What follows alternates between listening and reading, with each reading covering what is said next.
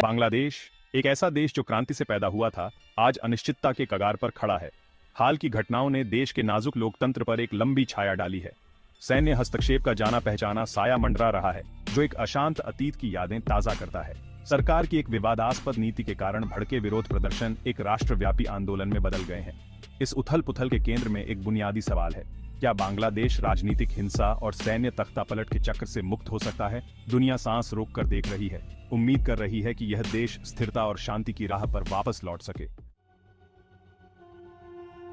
सेना का आगे आना क्या एक जानी पहचानी कहानी? जैसे जैसे बांग्लादेश में स्थिति बिगड़ती गई, सेना सुर्खियों में आ गई। सेना प्रमुख जनरल वकार उज्जमान ने राष्ट्र को संबोधित करते हुए सेना के हस्तक्षेप करने के फैसले की घोषणा की। जनरल के शब्दों पर मिलीजुली प्रतिक्रिया आई।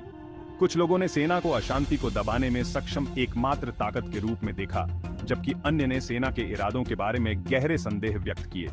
बांग्लादेश में सेना का ट्रैक रिकॉर्ड अच्छा नहीं रहा है। यह वही सेना थी जिसने 1971 में पाकिस्तान से आजादी की लड़ाई में लोगों का साथ दिया था। फिर भी यह वही सेना थी जिसने महज 4 साल बाद देश के राष्ट्रपिता शेख मुजीबुर रहमान की हत्या कर दी थी। अतीत की गूंज, मुक्ति संग्राम और उसके बाद वर्तमान संकट को समझने के लिए हमें इसके इतिहास के पन्नों को खंगालना होगा। 1971 में जब इस राष्ट्र ने पाकिस्तान के खिलाफ स्वतंत्रता की एक खूनी लड़ाई लड़ी थी, बांग्लादेश मुक्ति संग्राम बंगाली लोगों की अदम्य भावना का प्रमाण था। मुक्ति वाहिनी, जो बंगाली नागरिकों और सैन्य कर्मियों से बनी एक गुरिल्ला सेना थी, ने बहुत बड़ी पाकिस्तानी सेना के खिलाफ एक वीरतापूर्ण संघर्ष किया। यह युद्ध क्रूर था, जिसमें व्यापक अत्याचार और मानवाधिकारों का उल्लंघन हुआ था। लाखों बंगाली नागरिक मारे गए और अनगिनत लोग विस्थापित हुए।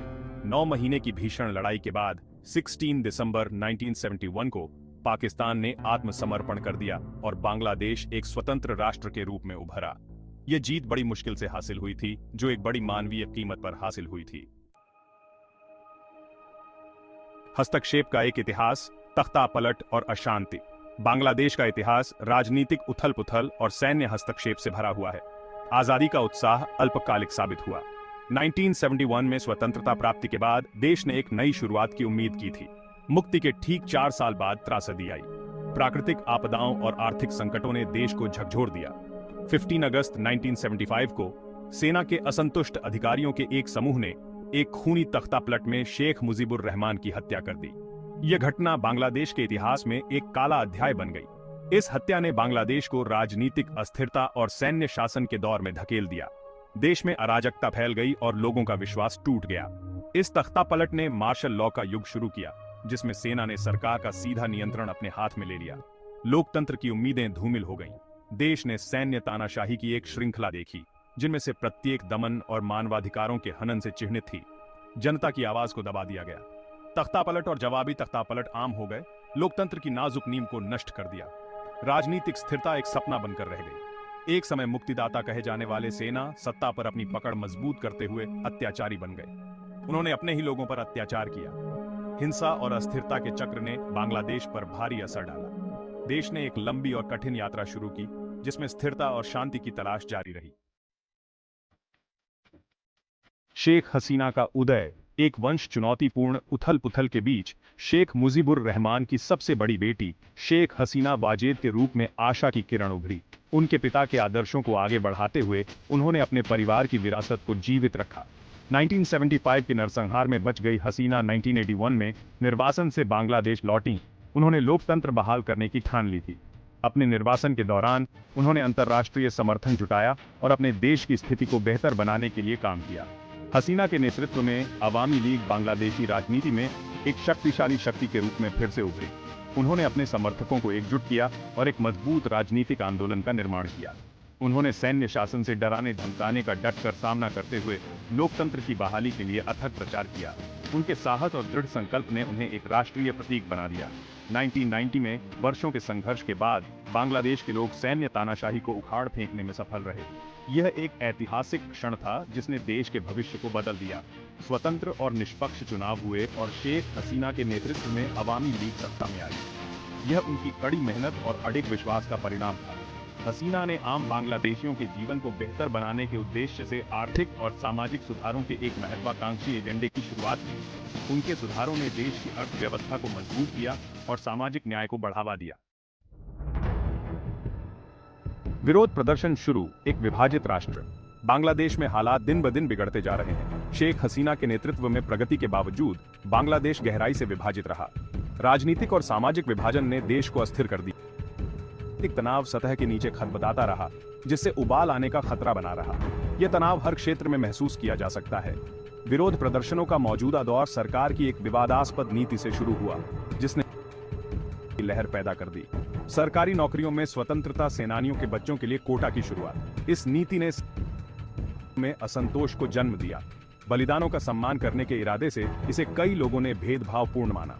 लोगों का मानना था कि यह नीति योग्यता के खिलाफ है। विशेष रूप से छात्र नाराज थे। वे इसे अपनी नौकरी की संभावनाओं को सीमित करने वाला मानते थे।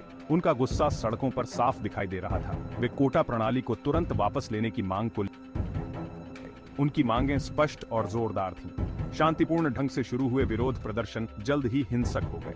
पुलिस और प्रदर्शनकारियों के बीच झड़पें होने लगी। विपक्षी दलों ने अपने समर्थकों को जुटाने के अवसर का सरकार पर भ्रष्टाचार और सत्तावाद का आरोप लगाया। ये राजनीतिक माहौल और भी गर्मा गया। सेना के लिए तैनात किया गया था, लेकिन उसकी उपस्थिति ने केवल तनाव को और भड़काने का काम किया। स्थिति और भी जटिल हो गई। हसीना का इस्तीफा।